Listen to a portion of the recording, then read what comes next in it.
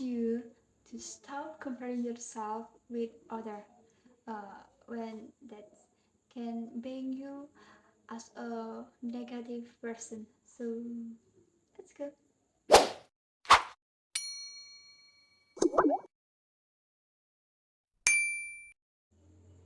Comparing yourself to others allow them to drive our behavior. This type of comparison is between you and someone else. Sometimes it's about something genetic, like wishing to be taller, but more often it's about something the other person is capable of doing that we wish we do as well. Mm. Maybe your friends writers better reports than you, and maybe your friend has a happier relationship with his spouse than you do. Sometimes this comparison is motivating, and sometimes uh, it's destructive. I'm talking to myself too. I want to tell you, fascinated and intrigued by how these beautiful, successful people live their lives. Oh, if I'm not careful, I can end up spending hours a week scrolling through the lives of these people I may or may not even know, and it leaves me feeling not so great about myself. Um, we can be anything, but we cannot be everything. When we compare ourselves to others, we're often comparing their best feature against our average ones.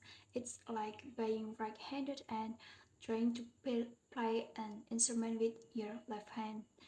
Not only do we naturally want to be better than them, the unconscious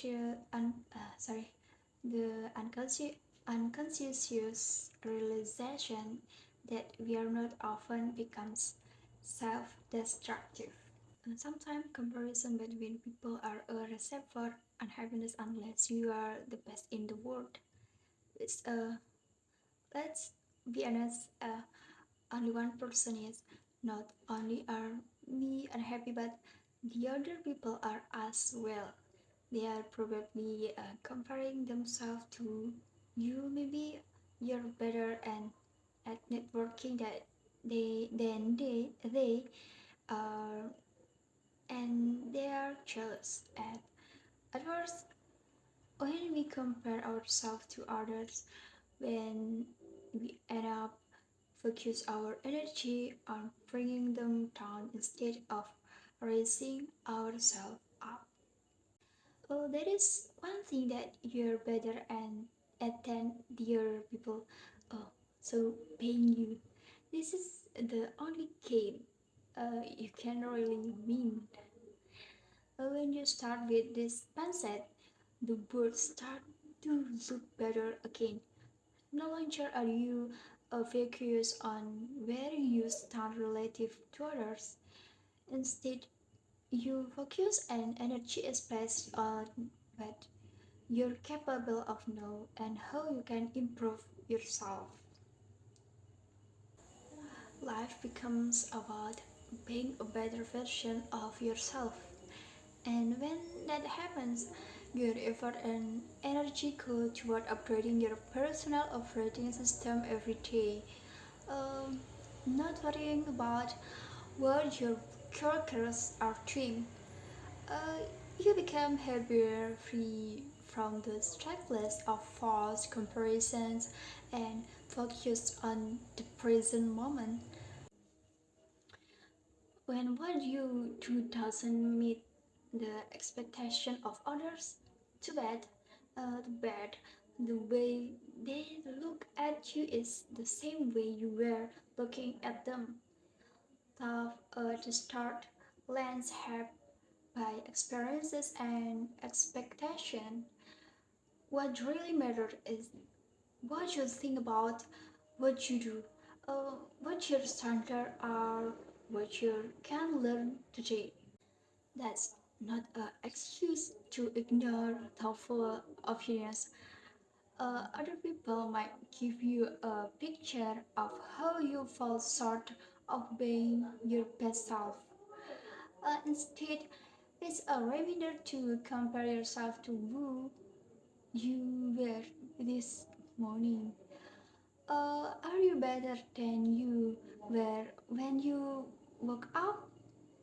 If not your first a day, it's less about others and more about how you improve relative to who you were.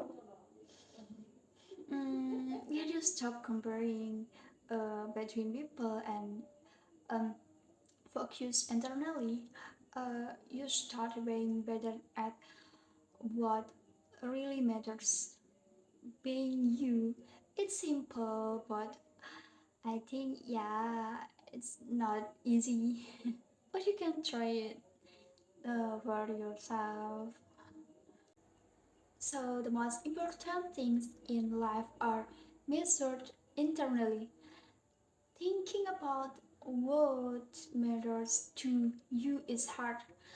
Playing to someone else's scoreboard is easy. That that's why a lot of people tweet, but winning the wrong game is pointless and empty. You get one life, so play your own game. But you said that comparing yourself with other people doesn't always have a bad impact. You have to know how much you should use to compare yourself with other people. I would like to share you the comparison theory. So you can use this by you can use this theory to uh, compare yourself to with other people. So come on, get to know social comparison theory. In psychology, social comparison theory was first introduced by Leon Festinger in 1954. This theory explained that a person makes judgments regarding himself in social relationships. For example, when you want to enter an art school, you will definitely compare your abilities with other prospective students. Mm, uh, and so there are two types of social comparison. So I will show you what is the first types of social comparison. So the first is downward social comparison. Downward social comparison occur uh, when we compare ourselves with other people who we consider are not as good or as lucky as us. Um, then the second is upward social comparison. Upward social comparison occurs when we compare ourselves with other people who are more powerful than us. Uh, so this type of social comparison is what we do more often, friends. We tend to do downward social comparison when we want to feel better or are trying to accept our situation, which is still full of shortcomings, because we know that it's not just us who are imperfect. Meanwhile, we tend to do upward social comparison when we want to be motivated or inspired to achieve something. Mm, so, is it actually okay to compare yourself? Maybe I think the answer is, of course, yes. But pay attention, oh guys. It all depends on the result of the social comparison you do and how that result affect you.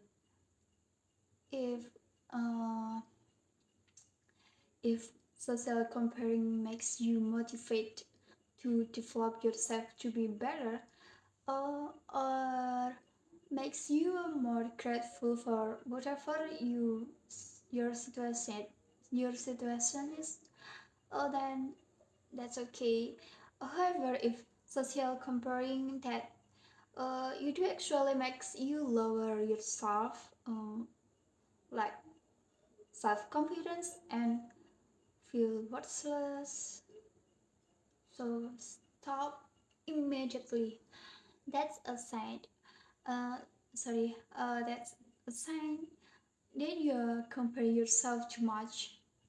Remember, guys, that anything in excess definitely won't have a good impact.